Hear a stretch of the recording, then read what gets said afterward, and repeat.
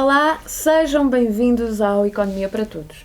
Eu sou a Sara Sousa e estou novamente na companhia dos professores Paulo Mota e Jorge Bateira. Antes de mais, muito obrigada por terem vindo. Então, António Costa apresentou a sua moção de estratégia, a qual deu o nome de Geração 2030. Esta moção tem 4 focos principais. O professor Paulo Mota, comece por si. O António Costa fala de desigualdades, demografia, tecnologia e alterações climáticas. São estes os grandes desafios no qual ele se foca nesta moção. Acha que é uma boa base de estratégia para o combate eleitoral de 2019? Os temas estão, de facto, lá todos. Os temas do momento estão bem identificados. São áreas bastante importantes. E se fosse possível concretizar com medidas concretas este programa, naturalmente que isso seria um avanço em termos de desenvolvimento do país muito significativo.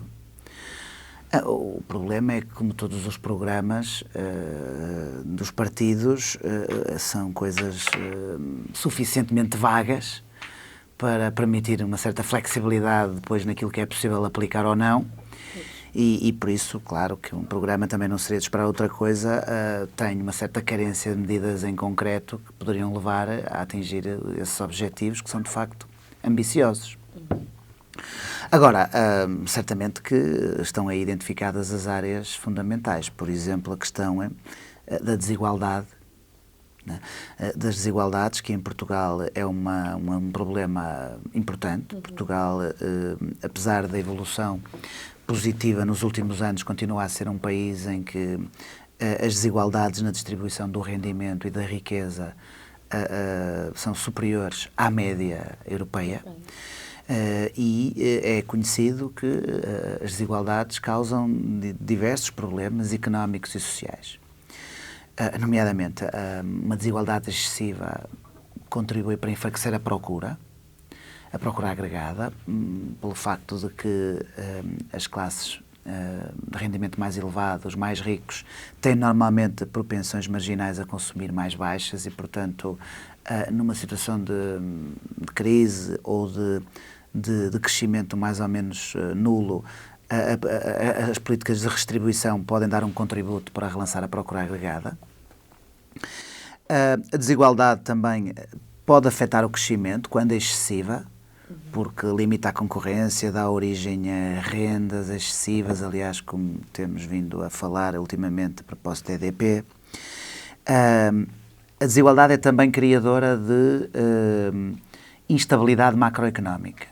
E isso foi um fator certamente determinante também para a emergência da crise financeira, que começou nos Estados Unidos em agosto de 2007.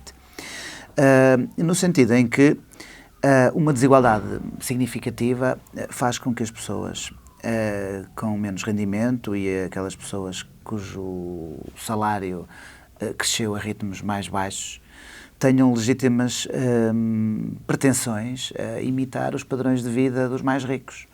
E de que forma é que podem fazer isso? Recorrendo ao crédito. E um crédito que é naturalmente alimentado depois também pelas instituições financeiras, porque isso lhes permite alavancar os resultados. E por isso, a desigualdade excessiva esteve certamente na base de um recurso a um crédito excessivo, um excessivo endividamento, que depois originou práticas predatórias por parte dos bancos e que, de certa maneira, afetou a estabilidade financeira, a estabilidade macroeconómica, tendo originado numa crise financeira grave. Claro que este não é o único fator, mas é hoje conhecido como um fator importante. Uma desigualdade excessiva também é suscetível de afetar a coesão social. Aliás, o Joseph Stiglitz, Prémio Nobel da Economia, um economista americano, refere-se ao chamado multiplicador da desigualdade. Quer dizer, uma desigualdade excessiva leva a que a sociedade se polarize e depois os partidos acabam por aprovar, submeter medidas que acabam por favorecer precisamente os mais ricos e esta questão das desigualdades entra num ciclo vicioso, quer dizer, autorreforçam-se. Portanto, de certa maneira, uma desigualdade excessiva afeta a coesão social e captura a própria democracia. Portanto, isto afeta todos os aspectos da nossa sociedade, desde a economia à justiça, ao desenvolvimento. Portanto, isto é conhecido. E Portugal, sendo um país em que as desigualdades são superiores à média europeia, é um problema que é premente. Penso que é algo que é relativamente pacífico, que as desigualdades em Portugal são excessivas. Não é? Acho que é pacífico. Depois a questão é como atacar este problema. Como atacar este problema. O programa apresentado pelo Partido Socialista enfatiza um pouco a questão da desigualdade de género. A questão da desigualdade de género e a questão das desigualdades provocadas por uma certa discriminação também, que pode existir, por exemplo, racial, esse tipo de desigualdade. Eu acho esse tipo de desigualdade menos interessante do que a desigualdade global na repartição do rendimento e da riqueza. Primeiro porque é uma desigualdade menos importante hoje em dia na nossa sociedade, embora permaneça. Claro que sabemos que os salários médios das mulheres são inferiores aos dos homens para as mesmas qualificações, sabemos isso, mas parece-me que o problema da desigualdade global da repartição do rendimento, não considerando a questão do género, é mais importante e, sobretudo, a desigualdade da riqueza. A riqueza é tradicionalmente mais concentrada que o próprio rendimento e, portanto, medidas no sentido de afetar esses aspectos são necessárias. Eu depois, mais à frente, poderei falar de algumas, mas queria, em primeiro lugar, dizer uma coisa sobre, que é muito pouco, creio que nunca ouvi praticamente ninguém dizer isto, mas é a minha ideia, sobre a desigualdade de género. A desigualdade de género, na minha opinião, tem que ser debatida num contexto em que se aceita ou não como bem supremo a maximização do lucro por parte das empresas.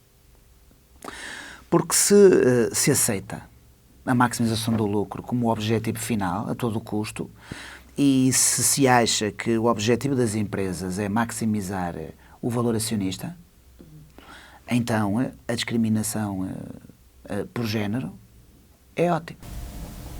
Então porquê?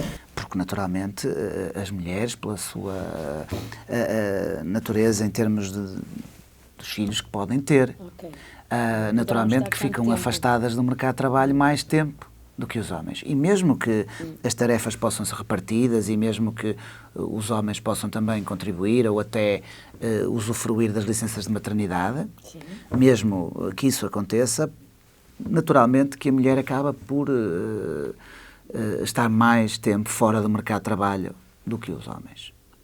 E por isso, em termos de produtividade, número de horas totais de trabalho acaba por ser menor.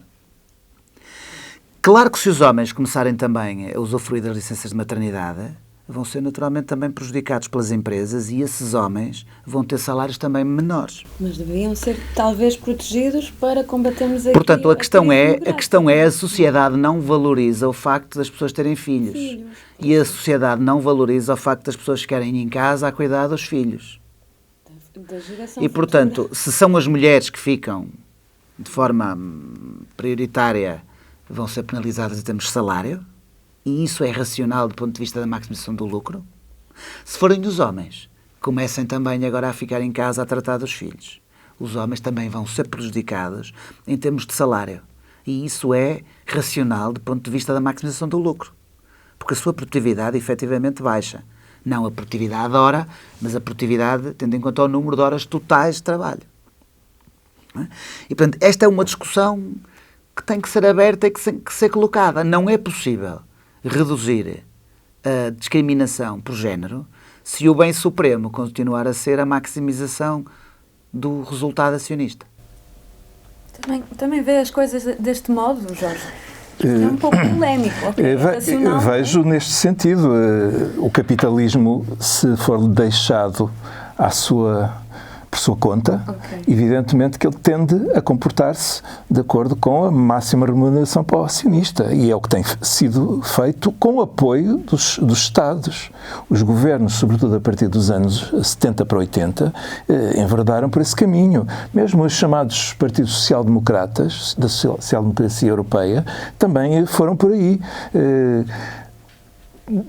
evitar constranger o objetivo do máximo lucro para o acionista foi considerado benéfico. Porquê? Porque acreditaram naquela teoria absolutamente sem fundamento de que, se enriquecerem, depois vão reinvestir e criar empregos, o trickling down effect, o efeito de pingar para a base. É evidente que não pinga grande coisa, pelo contrário, grande parte desses lucros adicionais são postos a circular nos offshores e no circuito financeiro e acabam por não gerar os tais empregos que se esperariam. Portanto, muita da política do chamado centrão, direita e centro-esquerda, acabou por aceitar isto pacificamente. Agora, não nos queixemos da quebra da demografia. Porque a demografia, evidentemente, se há baixa da natalidade, muito se deve ao facto de as pessoas terem horários extensos de trabalho, não chega para ir buscar à escola, vão buscar os avós e sacrificar os avós que quase não têm outros projetos de vida a não ser começar a dar forma de tomar conta dos netos, não fazem absolutamente mais nada, e é assim que se consegue estar nos empregos com a retaguarda protegida pelos avós. É assim que, com baixos salários, não há condições para alugar casas decentes e, portanto, não há espaço para ter filhos, quantos jovens partilham casa, etc.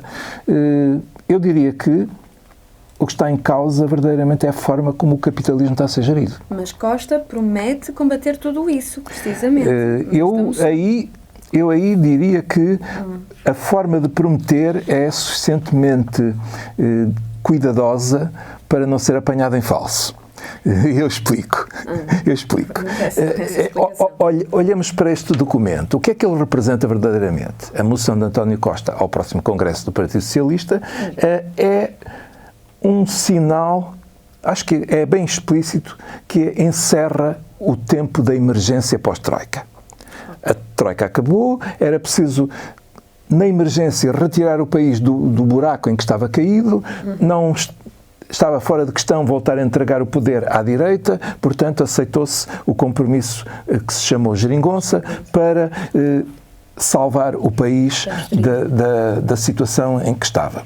Repor salários, recuperar mínimos sociais, um conjunto de aspectos mais gravosos da anterior política.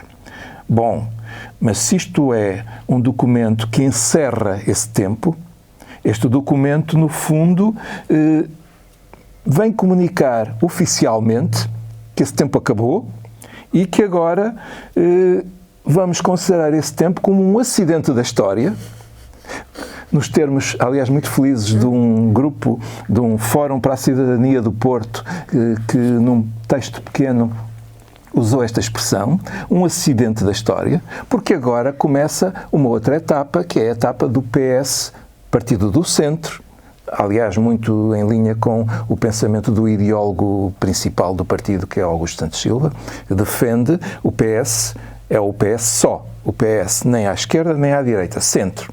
E, portanto, assim sendo, no meio está a virtude. No meio está a virtude, embora eu chamasse a atenção para o facto de todos os que quiseram ser centristas na Europa tiveram um mau destino. Os tempos que correm não são muito favoráveis a este centrismo, porque é justamente uma atitude de tentar ignorar os desafios prementes que a União Europeia e a globalização dos nossos dias está a colocar. E o centrismo é a continuação do que vem de trás. As mesmas políticas do passado, dar continuidade a essas políticas com ligeiros retoques. E eu acho que é um bocado o que este documento faz. Claro que ele fala em 4 grandes desafios. Sim. Eu talvez me centrasse, pelo menos por hoje, sobretudo no das desigualdades. Embora fosse assim mais específico do que o Paulo deu um enquadramento geral com que eu estou de acordo, e agora, do ponto de vista mais específico, por exemplo, ele refere que Portugal agora é o segundo país mais desigual, é o 8º país mais desigual da União Europeia, segundo o critério dos quintis. Portanto, os 20% mais ricos sobre os 20% mais pobres. Esse rácio definiria qual é o nosso lugar. Mas eu gostaria de chamar a atenção que se nós retirássemos as transferências que o Estado faz para os mais pobres, nós ficaríamos no segundo país mais desigual, segundo o índice de Gini, que mede uma desigualdade global. O que é que isto quer dizer? Quer dizer que há aqui um problema que o texto não coloca, que é o problema da desigualdade na repartição primária do rendimento. Logo, quando se está a produzir, os salários e as remunerações recebidas fazem uma desigualdade muito maior do que aquela que se nota no rendimento disponível, porque esse entra com as transferências que o Estado faz. Portanto, esta desigualdade logo na fase da produção é uma desigualdade que ele não toca e não diz bem como é que vamos mudá-la. Essa não se toca. Ou seja, vamos melhorar os mecanismos de redistribuição. Um pouco, melhorar isso. Pois, e eu acho que esse é o nó górdio que justamente o texto não chega a abordar. Mas há um outro ponto interessante que eu também gostava de chamar a atenção para ele, que é o de tratar as desigualdades dizendo nós vamos tentar melhorar a situação promovendo mais oportunidades, igualdade de oportunidades. Ou seja, há aqui um sentido para o olhar para as desigualdades pelo lado da igualdade de oportunidades. Ora, a igualdade de oportunidades pressupõe que, uma vez produzida uma oferta escolar básica a que todos devem ter acesso, vamos melhorar as condições de partida. Acho que hoje já se fala, inclusive, em maior número de professores por aluno, ou reduzir o número de alunos por professor, como uma forma de melhorar essas condições de partida. Há outras coisas no domínio da escola que são certamente muito importantes e necessárias, mas só ficar por aí, presumindo que depois o sucesso das pessoas vai depender do seu mérito, vai depender do seu esforço, etc., desde que demos condições à partida, é uma visão, por muito que me custe dizer isto, do neoliberalismo. O neoliberalismo assume que as desigualdades depois vêm como diferente esforço que as pessoas fizeram, diferentes capacidades, porque não têm todas as mesmas capacidades, etc. Mas desde que se lhes dê um ponto de partida, um chão comum, as coisas depois têm que ser aceitas, essas desigualdades. Ora, isto é um mito. É um mito. Realmente as crianças, quando chegam à escola, já vêm muito condicionadas por desigualdades das diferentes famílias. Em casa, se não há livros, é muito diferente de um lar onde há livros. A forma como os pais falam com os filhos e o vocabulário que usam é completamente diferente num meio mais popular, mais pobre, e no meio da classe média instruída. E o tempo que podem estar com eles? O tempo que podem estar, e se não estiverem, têm recursos para pagar a salas de estudo ou de tempos livres que permite fazer desabrochar competências. Não tenho a menor dúvida que é um mito essa de que a gente vai dar a escolaridade básica de qualidade para todos e temos as condições para depois ter igualdade de oportunidades. Não, isso é um mito. Aliás, há um livro muito interessante, publicado há algum tempo, que se chama mesmo O Mito da Meritocracia. James Bloodworth, O Mito da Meritocracia. É um livro muito interessante e refere, inclusive, que nas escolas públicas, mesmo quando se pretende dar esse chão comum das escolas públicas de qualidade, acabamos por perceber que as próprias escolas recrutam e afastam os que não interessam. Quem tem desenvolvimento económico e social acaba por ser melhor acolhido em certas escolas. As escolas tendem a gerir um bocado a extração social dos alunos que têm. E acaba por se perceber que, de facto, há escolas de pobres e há escolas de gente da classe média e isso não dá as mesmas condições a todos. Por muito que se julgue que isso não acontece, de facto acontece. Aliás, não é por acaso que agora começaram a exigir a verificação da área da residência da pessoa para saber se ela está a matricular o filho exatamente na sua escola de residência ou não. Porquê? Porque havia uma fuga enorme para colocar os filhos na escola mais conveniente. E isto é o reconhecimento implícito de que havia seleção social também. Bom, eu poderia ir mais longe, mas de facto há aqui uma última coisa que queria dizer, é que o documento fala em combater as desigualdades com mais e melhor emprego. Mas as desigualdades com mais e melhor emprego estão muito condicionadas pelas políticas que é possível fazer dentro da União Europeia. Curiosamente, o texto é omisso relativamente a constrangimentos da política económica para criar emprego. Não fala disso. Nós estamos dentro da União Europeia, estamos condicionados pelas políticas do Tratado Orçamental e não só não fala, como envereda pela promoção das condições que poderiam reduzir a desigualdade pelo lado da oferta. O que é que quer dizer pelo lado da oferta? Quer dizer, vamos dar mais formação, vamos criar todo um conjunto de apoios aos desempregados para que eles possam melhorar a sua condição e eventualmente vir a ser empregados. Vamos reduzir a precariedade através de algumas leis, mas tudo isso com uma linguagem extremamente prudente. Okay. Extremamente prudente. Ou seja, a gente dá mais algumas competências aos desempregados e espera que haja empregos para essas competências. Ou seja, damos do lado da oferta, mas do lado da procura. Onde é que estão as empresas a procurar? Não, as empresas o que procuram hoje é empregados para servir às mesas. É para o alojamento local, é para os restaurantes, para a construção civil, para a renovação urbana, requalificação. Mas isso não é a procura que a gente estaria à espera que viesse a acontecer para reduzir as desigualdades. Portanto, há aqui uma omissão deliberada, que é promover a redução da desigualdade pelo lado da oferta, das condições das pessoas, mas não pelo lado da procura, porque essa está inibida, obviamente, pelas condicionantes da União Europeia. Eu acho que estes são handicaps muito penalizadores da credibilidade deste discurso, que, a meu ver, é um discurso alinhado com o ordoliberalismo da União Europeia. Bom, deixaria para mais tarde alguma conclusão acerca disto. Também verificou estas falhas neste documento, Paulo?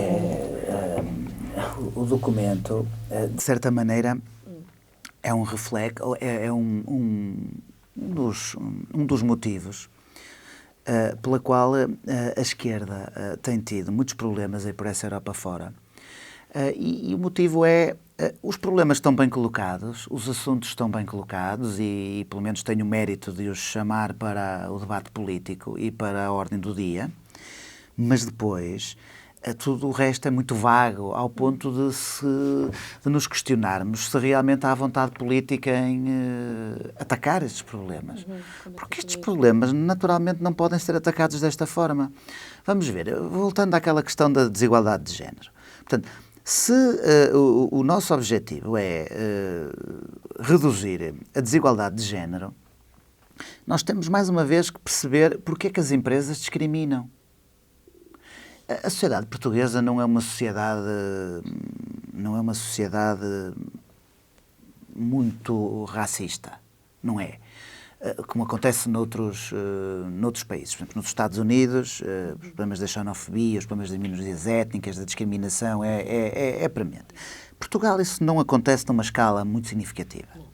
Portanto, temos que perceber porque é que as empresas discriminam em termos de género. E é precisamente porque, da maneira como a sociedade ainda está organizada, e admito que seja uma forma ainda arcaica, naturalmente que as mulheres acabam por arcar com muito tempo de trabalho doméstico e muito tempo dedicado ao cuidado dos filhos. Menos tempo dedicado à empresa. E isso depois é penalizado em termos de salário. Se nós quisermos que os homens participem mais nas atividades domésticas e que usufruam mais de licenças de maternidade, esses homens vão começar a dedicar também menos tempo à empresa e vão ser também penalizados em termos de salário. E se isso acontecer, as pessoas vão continuar a ser discriminadas, mas a discriminação vai deixar de ser uma discriminação por género. Vai passar a ser uma discriminação daqueles que dedicam mais tempo à família. E, portanto, não se pode reduzir isto e, ao mesmo tempo, querer aumentar a natalidade. Ou melhor, não se pode querer manter isto e, ao mesmo tempo, querer aumentar a natalidade. Portanto, a sociedade o que tem é que valorizar, arranjar uma forma de valorizar o cuidado com os filhos, o trabalho doméstico, porque isso também tem um valor social. Coisa que não é captada pelo PIB, naturalmente, que é uma medida também um pouco arcaica de medição da riqueza. E, por isso, exige-se uma discussão mais ampla destas questões.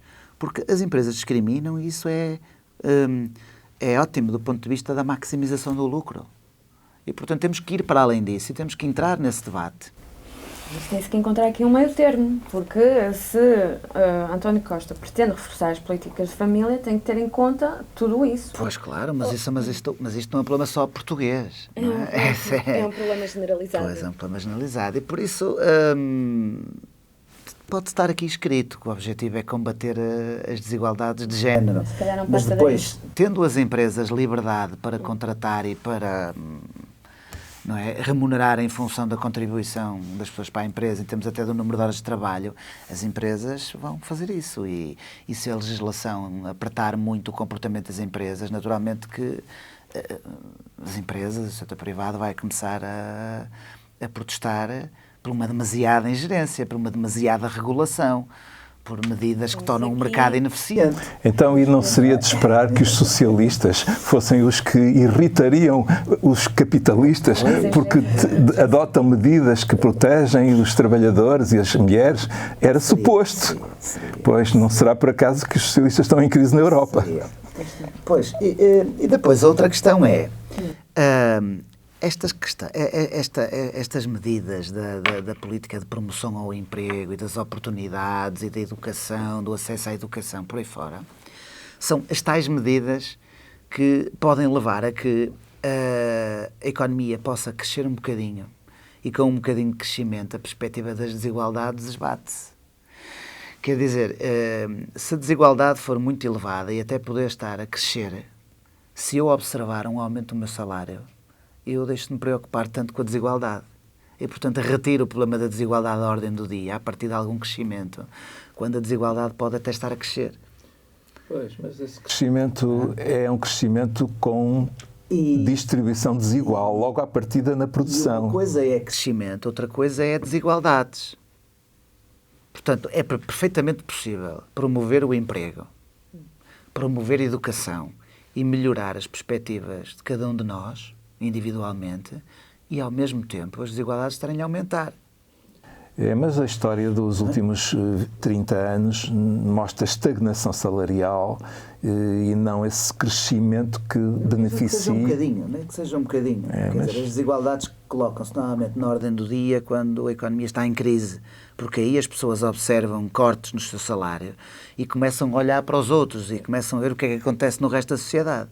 São os períodos de crise mais profunda. A questão da igualdade das oportunidades começa precisamente na desigualdade da distribuição da riqueza e do rendimento. Não basta colocar um Ferrari e um Smart na mesma linha de partida para a corrida e dizer que estão ambos nas mesmas condições. A desigualdade começa precisamente a partir daí. É claro que eu posso tornar a escola pública, coisa que tendencialmente gratuita, coisa que até estamos numa deriva ao contrário, mas posso torná-la assim. Mas a riqueza acumulada dos pais, naturalmente, que é determinante no acesso que depois os filhos tenham ao emprego. A rede de contactos. Não é? Porque é que há, por exemplo, MBAs cujo preço de inscrição são 5.000 euros e há outros que são 50.000 e há outros que são 100.000. Portanto, quem entra para um MBA cujo o preço é 5.000, vai para uma rede de contactos, tem uma rede de contactos de pessoas que só podem pagar 5.000. Os que têm acesso a um MBA de 50.000 vão usufruir de uma rede de contactos de pessoas que podem pagar 50.000. Ao contrário do que dizem, que vão para o mercado de trabalho e têm melhores competências. É uma ideologia que... Portanto, quem tem acesso a um MBA de 100.000 vai usufruir de uma rede de contactos 100 mil e, portanto, depois, quer dizer, os nossos amigos, os nossos contactos, as pessoas com quem nós lidamos e nós, naturalmente, depois, nas empresas e na nossa vida profissional, acabamos por contratar quem confiamos, em quem confiamos. E nós confiamos em quem conhecemos. E, portanto, naturalmente que essa forma de nivelar o acesso aos empregos e à educação é naturalmente importante, mas não dispensa a necessidade de melhorar as políticas de redistribuição do rendimento e da própria riqueza. E isto só se faz com fiscalidade. E, portanto, aumento da progressividade dos impostos sobre o rendimento. O governo atual aumentou o número de escalões, vai no sentido correto, mas eu creio que a progressividade para num nível de rendimento ainda baixo e, portanto, a progressividade deveria ser maior. E depois a questão premente da necessidade de um imposto sobre a riqueza.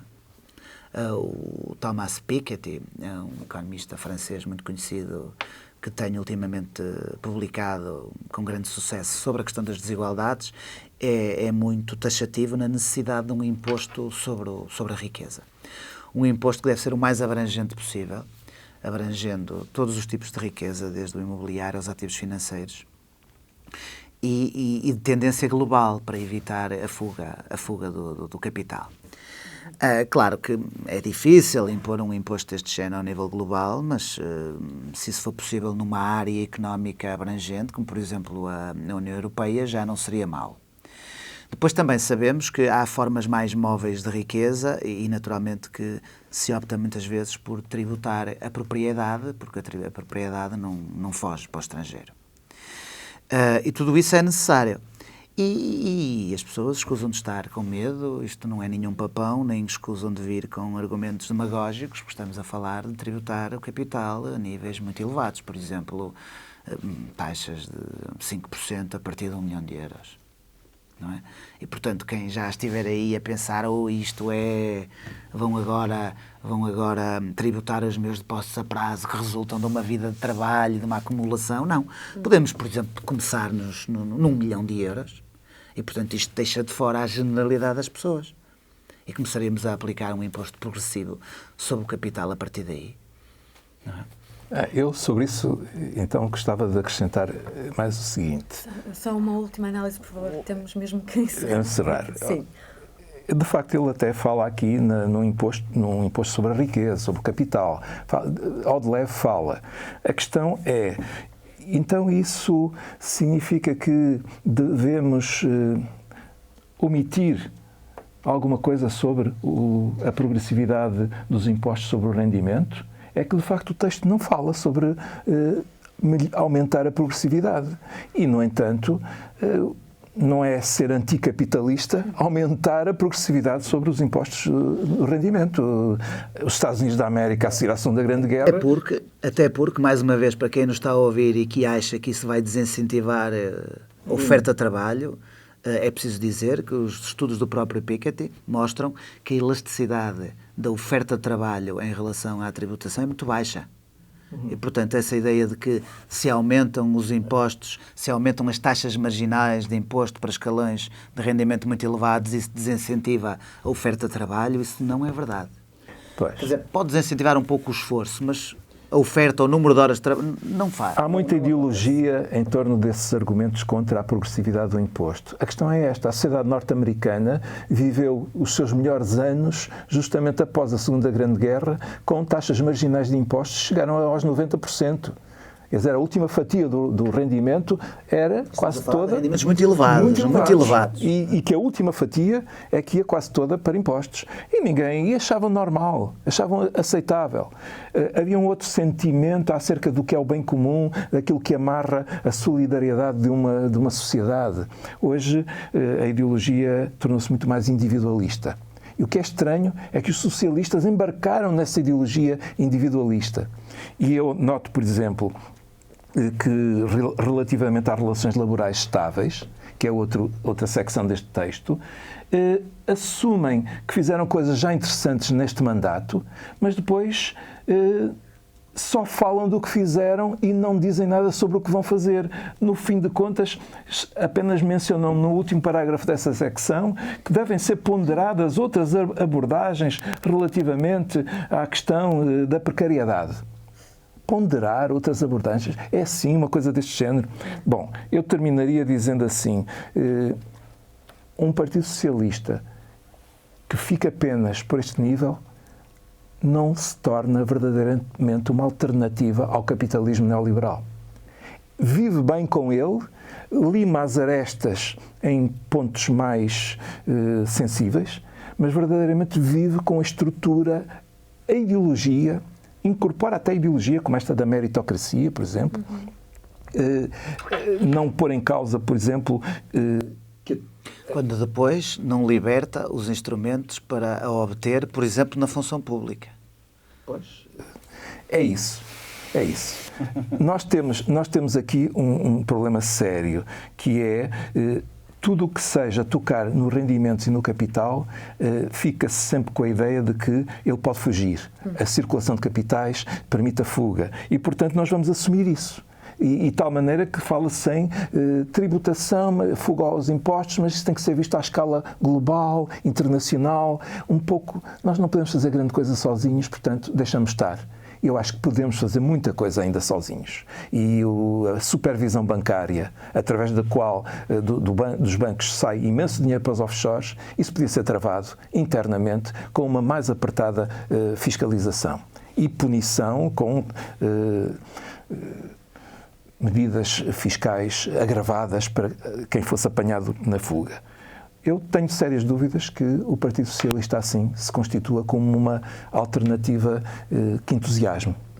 O voto pode aparecer, eventualmente até pode vir a ter maioria absoluta, enfim, até é uma possibilidade, porque as pessoas têm ainda a memória muito fresca do que significou as outras políticas do Partido Social Democrata.